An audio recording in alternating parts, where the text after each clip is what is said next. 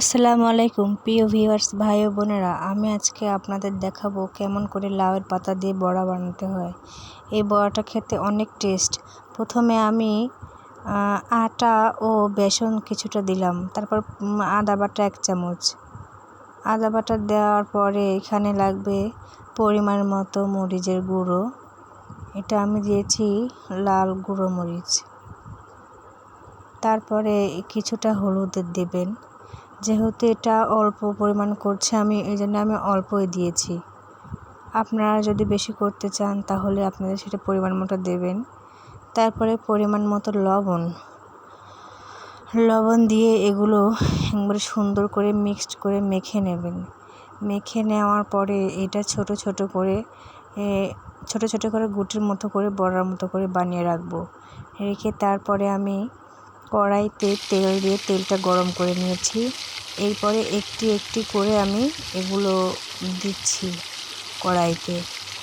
দেওয়ার পরে এগুলো আস্তে আস্তে নাড়াচাড়া করে আমি আস্তে ধীরে নাড়াচাড়া করব। নাড়াচাড়া করার পরে এগুলো আস্তে আস্তে যখন কালারটা সুন্দর হবে, একটু বাদামি যখন কালার আসবে, তখন আমি এটা উল্টে দেব। উল্টে দিয়ে ওই পাশে যখন এমন বাদামি কালার রং হবে, তো তখন যখন দেখা যাবে যে মুচমুচে একটি আকার ধারণ করেছে বাদামি কালার, এই কালার যখন হবে তখন আমরা এগুলো সুন্দর করে একটি একটি করে, আসলে এই পাতাগুলো না এক জায়গায় আটকে যায়, এই জন্য আমার একটু ছাড়াতে কষ্ট হচ্ছে।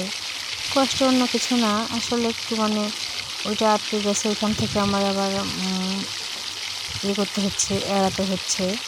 তো এভাবে উল্টো দিয়ে আপনারা একটু একটু করে উল্টোবেন। উল্টানোর পরে দেখবেন একটি খুব সুন্দর বাদামি রঙ কালার আসছে।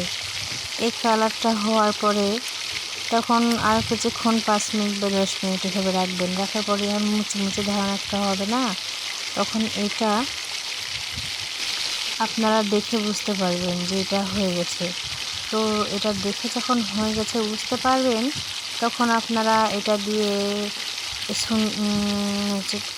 একটু একটু করে তুলে আপনার যেখানে রাখতে চান